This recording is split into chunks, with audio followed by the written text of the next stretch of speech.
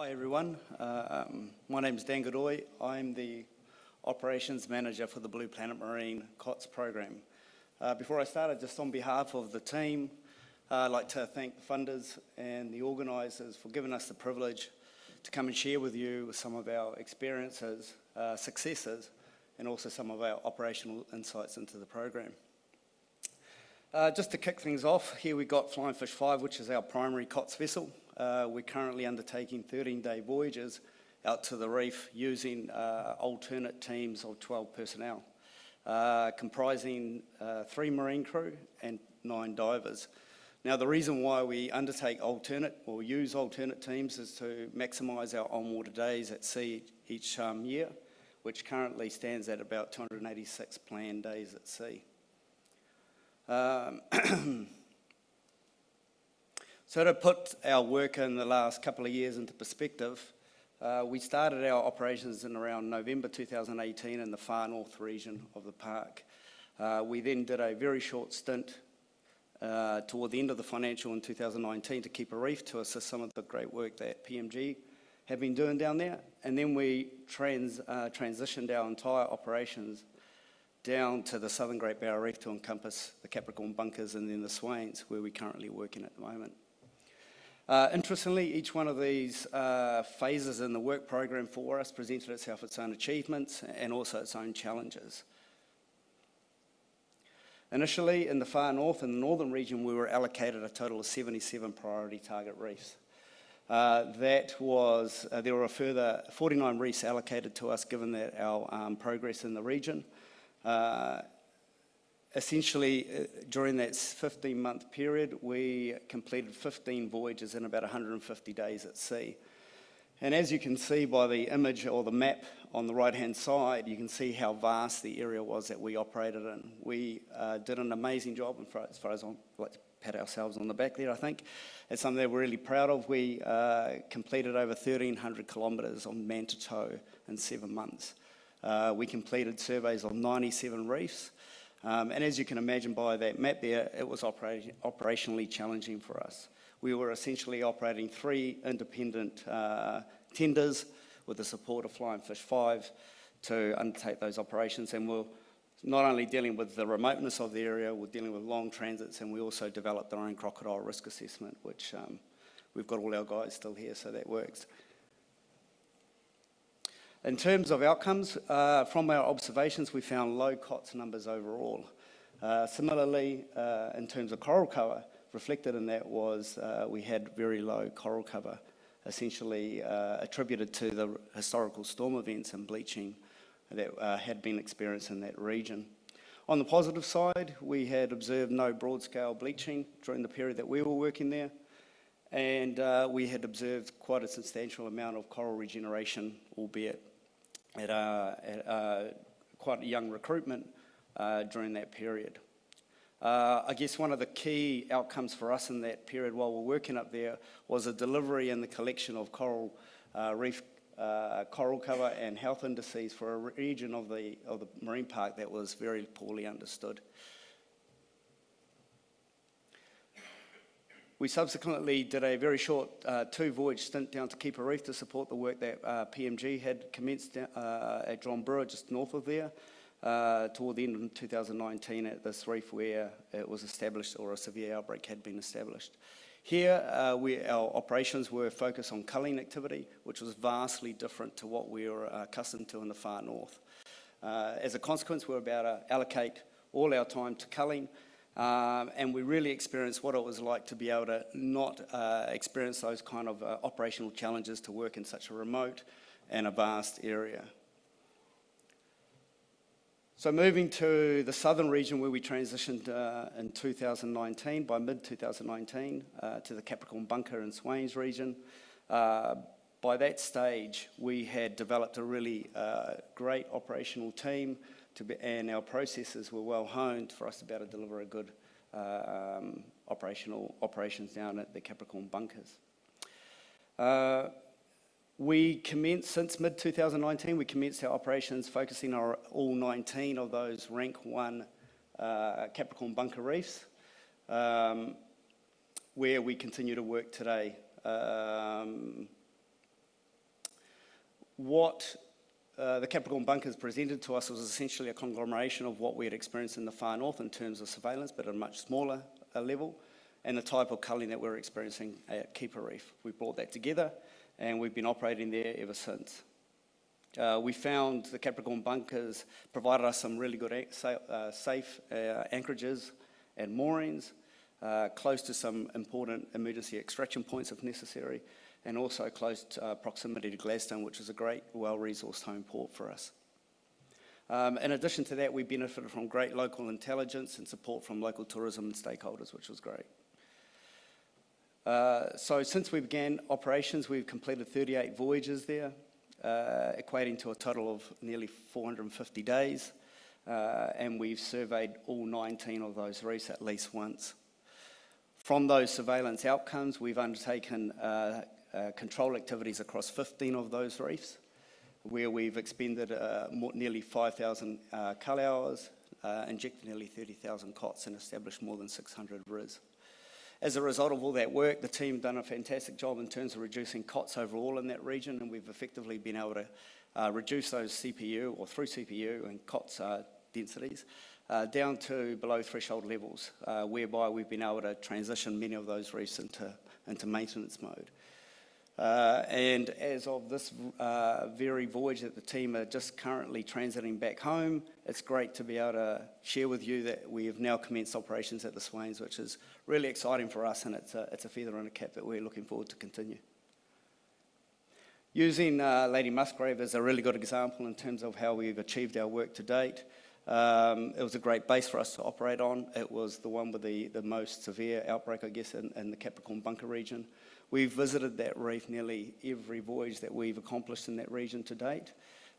We've injected several thousand cots, and reflecting on not only the degree to which we're actually, the frequency at which we're visiting that reef, although it does reflect the persistence of cots in that area, it also, by showing you the CPUE overall from catch per unit effort over time, we've effectively been able to reduce those cots in that particular reef to where we now finding it to below threshold level, which is fantastic. We're looking forward to continue to monitor and undertake management as required, and then we're always going to be using the cap bunkers as a jump-off point before we head to the Swains, and so that's an operational and logistical perspective that we like to maintain. In terms of some operational insights, well, we all understand in the room here that we work in a dynamic operational environment. However, we firmly believe that the objectives of the program, the IMP process and so forth, the objectives and the methodology are sound. We find that the knowledge base and the relationship we have with Grumpa has been absolutely invaluable for us to be able to efficiently undertake our control operations in that region and succeed. We often seek support and feedback from them, and we find that we have a very good working relationship, which is fantastic. In addition to that, and extending to other research partners and science partners, we also have really benefited from the use of the tablets, the apps, and the decision-making process to enable us to effectively plan, capture data, and deliver the program. Nevertheless, as we progress through these regions, as all operations I'm sure understand, we encounter inherent complexities as the control activities progress. So for example, in our particular area, as we progress through control in those different reefs, we have fewer cull sites that are open, so therefore it actually requires us to do more inter-reef transits. And as you can understand, those inter-reef transits, where we might visit up to 11 reefs per voyage, effectively starts to impact our in-water hours. So we're consistently trying to look at ways on how we can improve that, and that's where the team do a fantastic job to maximise our on-water days through good planning. In terms of some of those operational insights that we found that might be effective in terms, we don't necessarily want to change the methodology. As I said, we think it's sound. However, there might be some slight adjustments operationally that might find some benefits in terms of being able to maximise our in-water time to reduce costs rather than doing other certain aspects repeatedly. And I refer to you here, using Lady Musgrave as an example, in terms of post-control surveillance. Essentially, we all understand that mandatory surveillance is a critical component of the COTS program. We know that it's very important for us to be able to identify COTS dispersal or COTS concentrations or presence, the coral cover as well. However, what we've found that once we've gone through a reef and we've controlled those cull sites to well below threshold, and we re-tow that reef to reassess the condition and identify if there's any other Cots present, that the trigger or that sensitivity of that trigger might be a little bit too high. So in other words, we might find one single scar coming across a cull site that we know there are very few, if at any, any Cots, and we reopen that site. So rather than expending that energy or that in-water time on reculling that site, we think that maybe if you increase the threshold of sensitivity, so for example, rather than having reopening a cull site with just one Cots scar, maybe increase that threshold to 3 or 4 or something like that. And these are part of the discussions that we're really looking forward to having this week as well. In addition to that, RIS frequency versus resolution. Well, we all know that RIS are a great tool and a critical component not only of the Cots program, but assessing coral health and coral cover in general. However, in the example here with Lady Musgrave, we've established 114 permanent RIS sites and undertaken those surveys 528 times. Some of those cull sites or some of those RIS we've undertaken 10 times in 19 months. Does that necessarily mean that it's going to increase our resolution of the coral health cover and the indices that we're seeking using RIS? Maybe there's some other ways of doing it, and we've also already been in some really good discussions with Grumpa to date in terms of what other opportunities there are to be able to, rather than repeating those surveys, is there another way to be able to extend the periodicity of doing those RIS unnecessarily? And one of the other things that we've found that has been really beneficial to us is, again, coming back to mantis surveillance and using Fitzroy as an example here. Mantis is great for identifying Cots presence, particularly initially in a reef situation when we first survey the area. However, it doesn't always pick up Cots concentrations, and I refer you to the eastern section of this reef.